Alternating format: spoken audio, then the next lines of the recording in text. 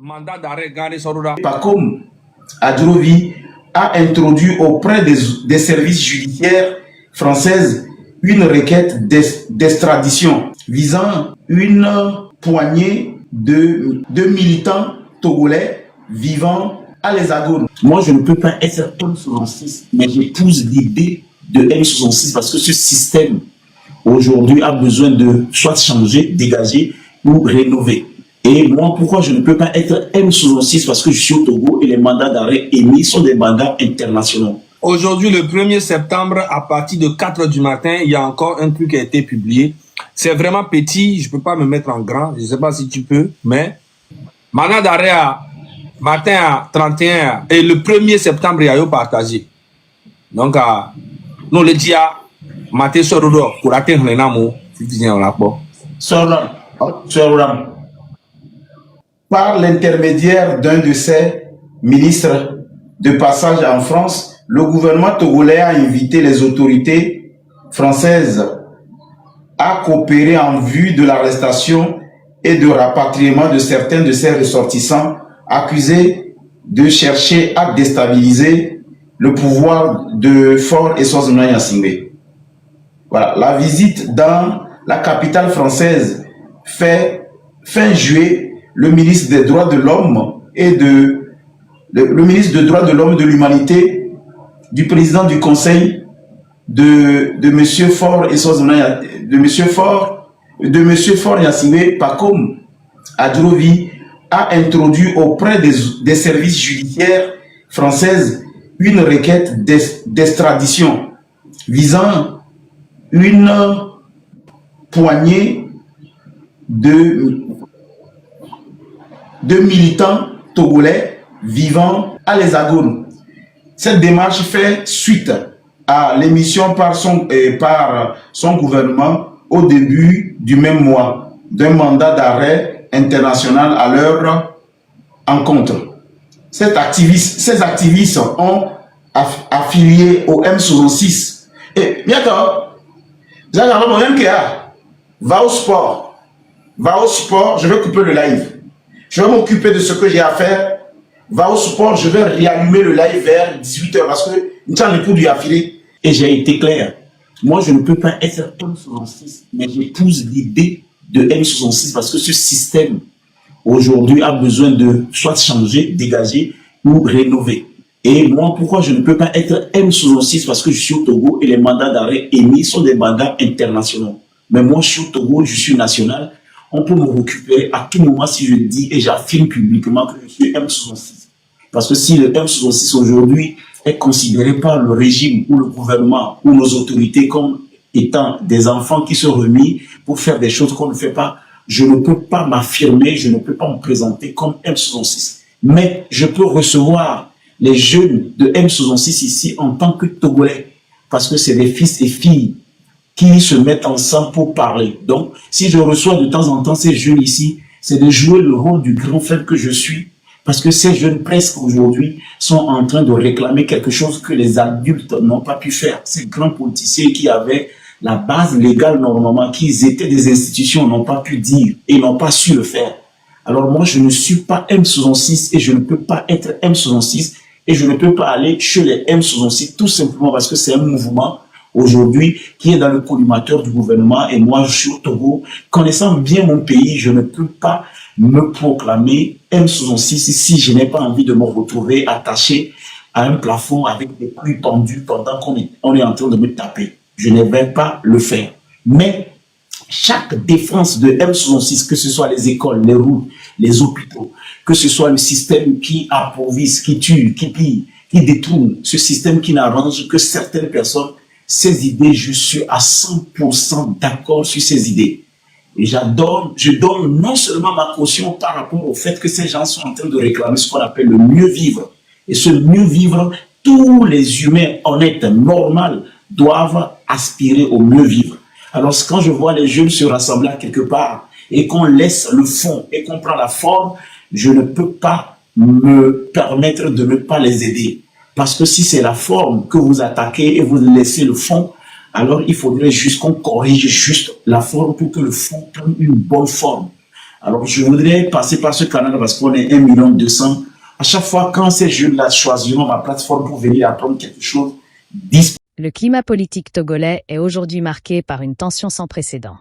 Le mouvement du 6 juin, plus connu sous le nom de M66, est devenu le cœur de la contestation citoyenne. Né autour de revendications démocratiques et du rejet de la gouvernance en place, ce mouvement a su fédérer aussi bien des activistes de l'intérieur du pays que de la diaspora. Mais ces dernières semaines, tout a basculé. Les autorités togolaises ont annoncé l'émission de mandats d'arrêt nationaux et internationaux contre plusieurs de ces figures. Selon le ministre de la Sécurité, ces responsables seraient une menace pour la stabilité de la nation. Le message est clair, le pouvoir en place entend faire taire toute voix qui s'élève trop fortement.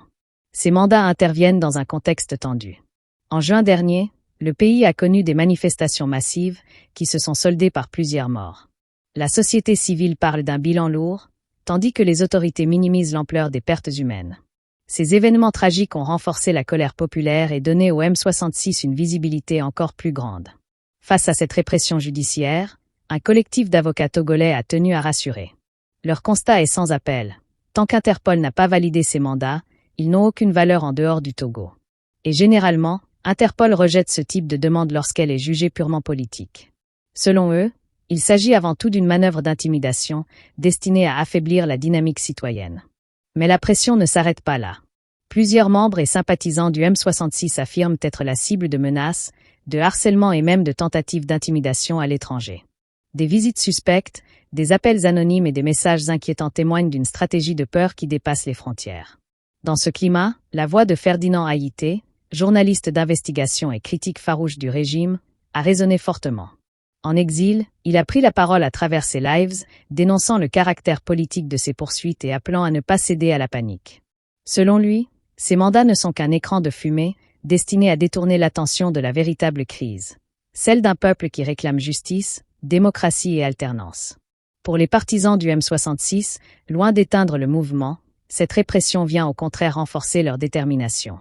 Ils continuent d'appeler à la mobilisation, dans les rues comme sur les réseaux sociaux, et travaillent à donner à leur lutte une dimension internationale. Derrière cette affaire se joue une bataille bien plus large que de simples procédures judiciaires. C'est le combat d'un peuple pour la liberté d'expression, pour la reconnaissance de ses droits et pour une véritable démocratie. D'un côté, un pouvoir décidé à conserver le contrôle par la force. De l'autre, des citoyens qui refusent de se taire, malgré la peur, malgré la répression, malgré les menaces. Le dossier du M66 n'est pas clos. Au contraire, il ne fait que commencer. Les prochaines semaines diront si Interpol accepte ou rejette les mandats d'arrêt. Elles diront aussi si la mobilisation populaire tiendra face aux intimidations. Une chose est certaine, le monde a désormais les yeux tournés vers Lomé. Car au-delà du Togo, c'est toute la question de la démocratie en Afrique de l'Ouest qui se joue dans ce bras de fer. Et l'histoire retiendra si le peuple togolais aura réussi à transformer la peur en courage et la répression en espoir. Vous pouvez engager les meilleurs avocats au monde, dépenser de l'argent. Personne ne vous livrera, personne.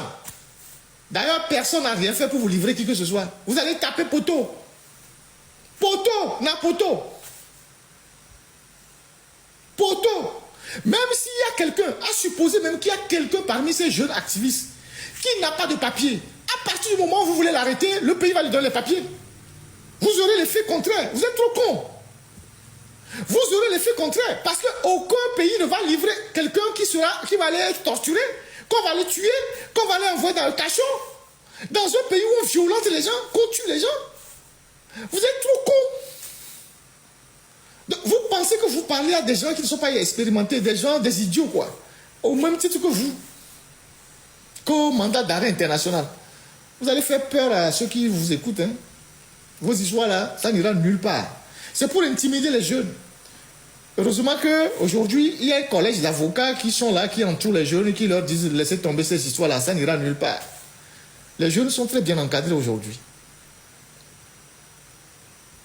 Donc, vos intimidations à 2 balles là, gardez-les dans vos hôtels de Sarakawa et à Lomé là-bas. Vos intimidations à 2 balles, mandat d'arrêt international. N'importe quoi. Si fort peut être content, parce que vous l'avez dit, tant mieux, puis c'est lui qui vous donne de l'argent pour faire vos conneries. Mandat d'arrêt. Qu'on va venir porter plainte pour diffamation en France. Fort a porté plainte ici contre un journaliste français. Non? Il a tapé poteau, non? Il a été humilié, malgré tout l'argent qu'il a dépensé. Il a même fait venir, je ne sais pas si c'est le procureur, bien le procureur général de Mahama. Ils étaient venus ici pour assister à l'audience, à la 17e, je ne sais pas, chambre correctionnelle à Paris, ici au tribunal judiciaire. Poteau! Nicolas Poincaré, RMC, ils ont été humiliés. C'est seulement l'année dernière.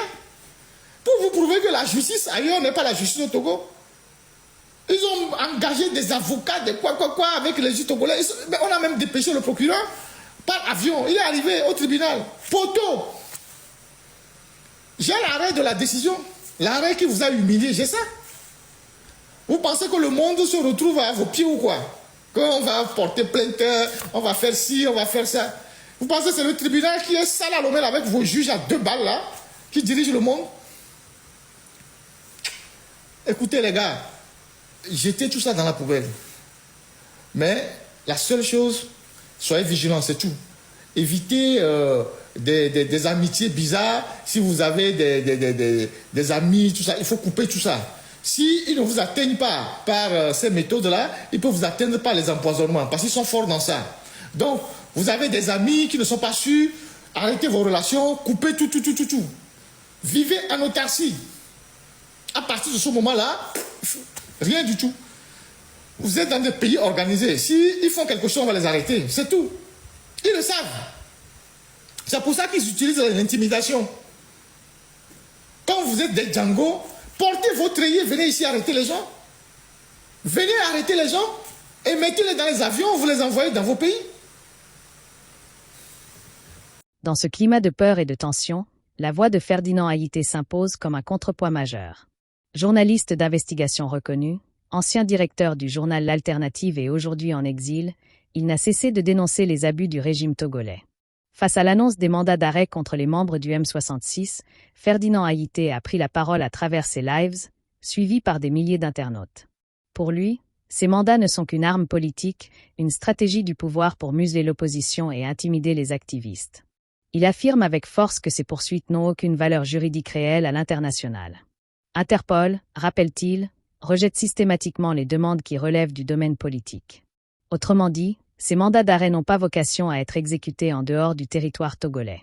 Ferdinand Haïté va plus loin. Selon lui, cette annonce n'est qu'un coup de communication destiné à effrayer la diaspora et à créer un climat de panique. Mais il insiste, la peur ne doit pas triompher. Il invite les membres du M66, ainsi que tous les Togolais engagés dans la lutte citoyenne, à ne pas céder à l'intimidation. Dans ses analyses, Haïté souligne que le véritable enjeu se trouve ailleurs, dans la mobilisation populaire et dans la capacité des citoyens à rester soudés. Selon lui, si le régime en est réduit à de telles méthodes, c'est bien la preuve que le mouvement dérange, qu'il gagne en force et qu'il menace l'ordre établi. Pour le journaliste, l'histoire est claire. Aucun mandat, aucune répression, aucune intimidation ne pourra arrêter une dynamique qui est désormais portée par le peuple.